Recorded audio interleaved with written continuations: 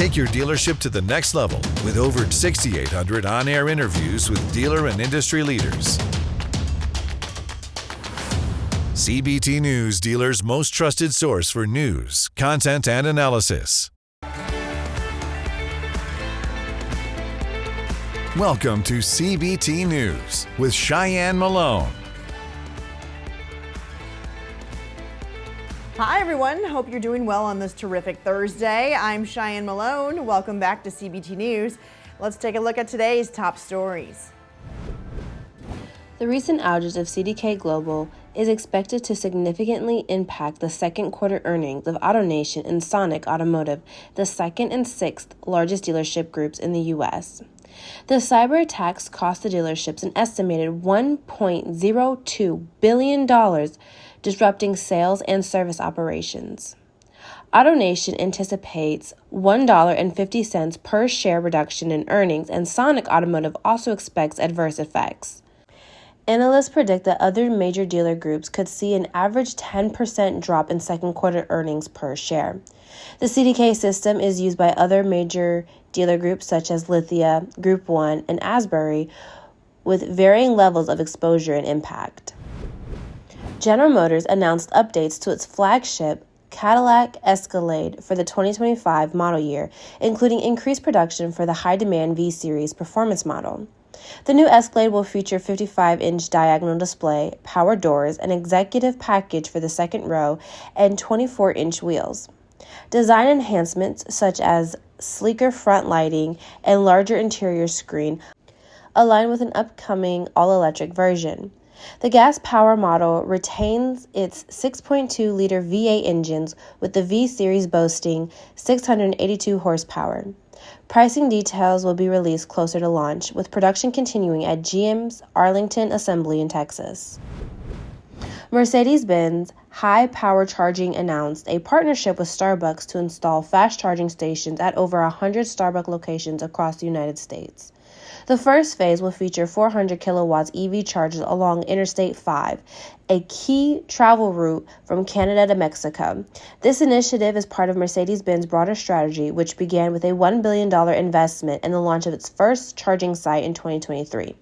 Since then, the network has expanded to a dozen locations in several southern states, with plans to cover nearly half the U.S. within the next 12 to 18 months, aiming for about 10,000 charging points globally by the end of the decade. According to the National Highway Traffic Safety Administration, Hyundai Motor America is recalling nearly 67,000 vehicles in the U.S. due to safety concerns. The recall affected approximately 55,000 vehicles experiencing potential loss of drive power due to fuel pump failure, and about 12,000 Santa Fe vehicles were affected by a software error in the transmission control unit. Don't go anywhere. We'll be right back with Joe McCabe, President and CEO of Auto Forecast Solutions, to discuss industry predictions for the second half of the year.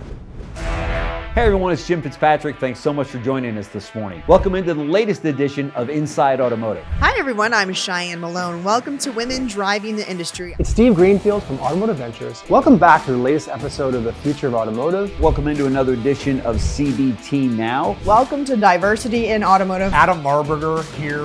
Welcome to Training Camp. You're watching Driving Solutions. I'm your host, of course, Jonathan Dawson. Welcome to Mind Your Own Business. Thanks for watching another edition of the Power Lunch. Welcome back to CBT News. Hey, welcome everybody. I'm Jen Suzuki with Loyalty-Based Sales Strategies. Hi everyone, thanks for joining us for another edition of the Executive Profile. Hey there, Colin Carasquillo here, host of Marketing Matters. And you can watch that exclusively on cbtnews.com.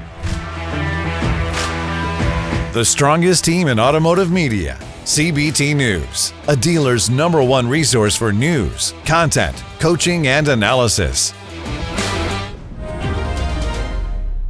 Depending on who you talk to, it's been kind of a little bit of a rocky road out there, or I should say a little bit of a mixed bag of ideas, right?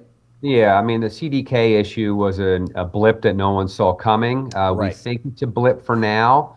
I think it woke up people about how they need to prepare for when systems are down. We knew dealerships that were shut down altogether, and we knew that we're moving back to paper temporarily and trying to wade their way through. If we don't have a copycat, we think that's going to be again a blip. Sure. The first half came in as expected. Nothing. We're still shooting for just north of 16 million units in the U.S. of sales this year, 16 and a half next year, getting back to that target of 17 million that everyone loves to hold as a barometer in the U.S. That's a couple of years out, if not more. Yeah. Interest rates are still a problem, but manufacturers are wading through it by giving their own interest rates and trying to move the metal. And honestly, that constant push and pull of selling a product that people want that have an ICE component to it versus trying to push a component on the BEV, trying to sell both those things at the same dealerships and still make a profit. It's still the news of the day, trying to wade through that pain.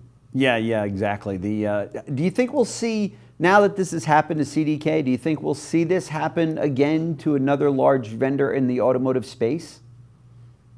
Oh, look, I don't want to say never on that. You would think they'd be prepared for something this big, and they weren't. So obviously those that are getting their ducks in a row, so to speak, and getting away from this. But there's a lot of smart, devious people out there, unfortunately, that are going to find a way to capitalize on it. So, I think the dealers are going to get creative and find secondary and tertiary plans so they're not left in a no revenue situation. Yeah, well, it was scary there for a week or so. Let's switch gears here. How do you see the demand for electric vehicles evolving in the next 6 months? I mean, it's been really a rocky road for dealers out there with EVs. I mean, every dealer I talk to says those are the vehicles that are aging the most. Consumers are still not coming in saying, hey, my next car has to be an EV. What's your forecast on that? Yeah, we've been saying it for years. We never drank the BEV Kool-Aid, and it's interesting. It's so polarizing that people think, well, if you don't like a BEV, then you must be anti-environment, and that's just not the case. Yeah, we've always said a BEV is one very important product in a whole balanced portfolio. Yeah, and it's just not for everybody. Right.